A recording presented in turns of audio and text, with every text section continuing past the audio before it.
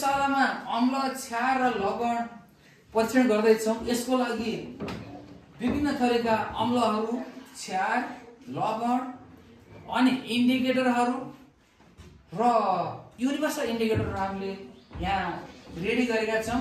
सुरुमा हामीले अम्लका गुणहरू हेर्छौँ है। हामीले कडा अम्ल गराएका छौँ। कडा अम्लमा यी रातो लिटमस पेपर राखियो अनि तिमीहरूले हेरिराखेका छौ ध्यान दिएर। नीलो लिटमस पेपर राखियो। नीलो लिटमस पेपर राख्दाखेरि हामीले अघि बनाएका थियौँ अम्ल कस्तो हुन्छ त हेरौँ। ल हेर, रातो कलर रातो नै भयो, नीलो लिटमस पनि रातो चेन्ज भयो, सकियो हैन। यो अम्ल एसिएलओ र कागतीमा देखाउँदा पनि यस्तै हुन्छ। कागती पनि प्रकारको अम्ल हो। अनि क्षारमा हेरौँ हामीले अब क्षार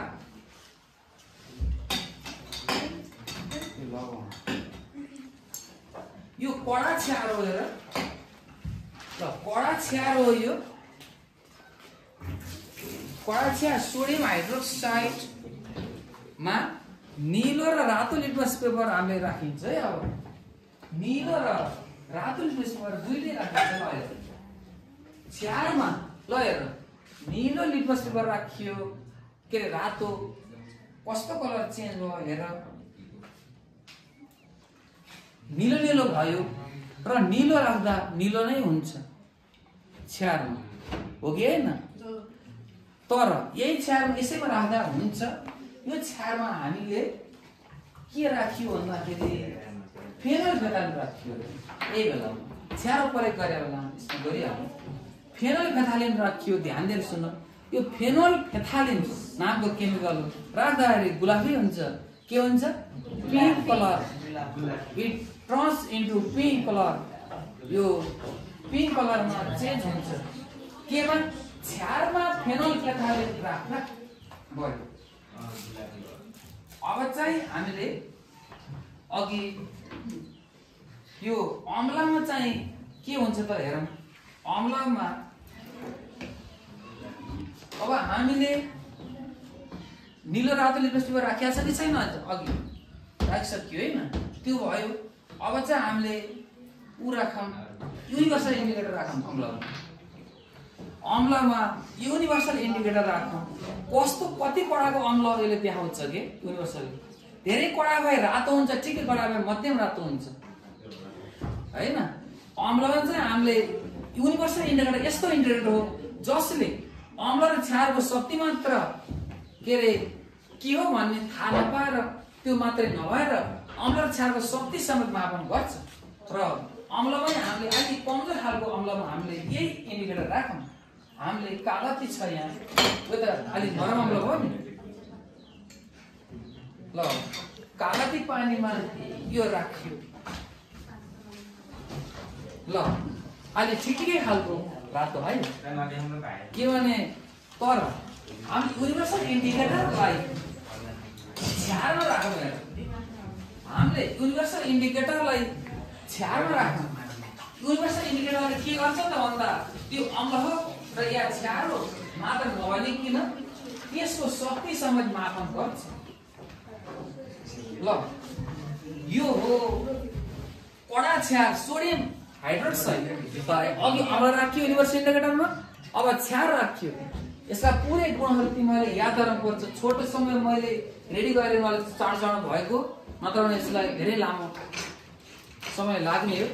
ल फेनोल अब हामीले यसमा के लाग्छ त क्षारमा सोडियम हाइड्रोक्साइड नामको क्षारमा युनिभर्सल इन्डिकेटर राख्दा उसको शक्ति ल यस्तो रङमा चेन्ज अघि रातो भएको थियो।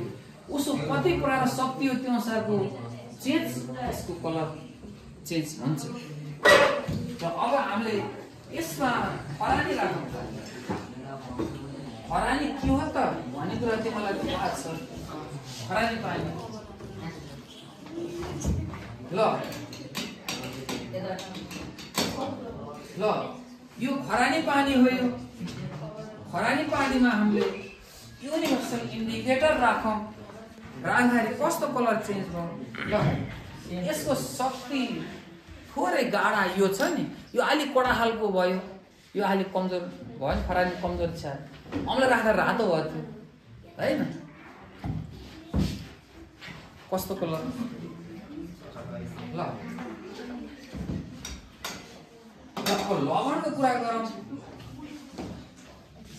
र अब लवण राखौँ।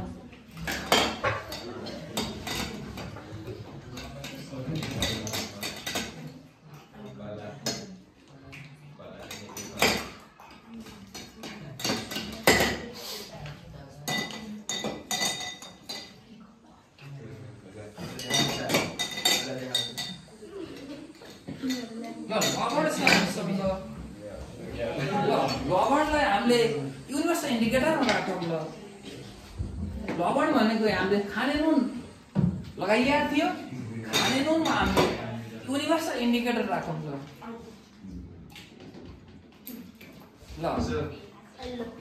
ल ल हामीले खाने नुनमा के गरौँ त, निलो र रातो लिटस पेपर राखौँ। हल्का चाहिँ इन्डिकेटरमा थोरै डिफेक्ट भएको हुनाले मैले 10%बाट थपाइसकेँ र हामीले निलो रङको लिटस पेपर राखौँ। खाने नुनमा निलो लिटस पेपर राखौँ। रातो त अघि चाहिँ बनिसकेको रातोले त्यसैले काम गर्छ। ल हेरौँ, हामीले चाहिँ निलो लिटसलाई अघिको लवणमा राखौँ। कस्तो हुन्छ, जस्तो थियो त्यस्तै हुन्छ, नो कलर चेन्ज। रातो राख्दा पनि त्यस्तै हुन्छ, निलो लिटस राख्दा पनि, रातो लिटस राख्दा पनि त्यस्तै हुन्छ, निलो लिटस राख्दा पनि नो कलर चेन्ज। लवणमा जुन लिटस राखे पनि यसरी सक्यो। यसरी हाम्रो अम्ल क्षार र लवणको क्रियाकलापहरू परीक्षण हामीले छोटो समयमा गर्यौँ। 2082 साल वैशाख महिनाको 24 गते बुधबार दिन पौलिस मार्ग भिमनीमा। हस् त, धन्यवाद।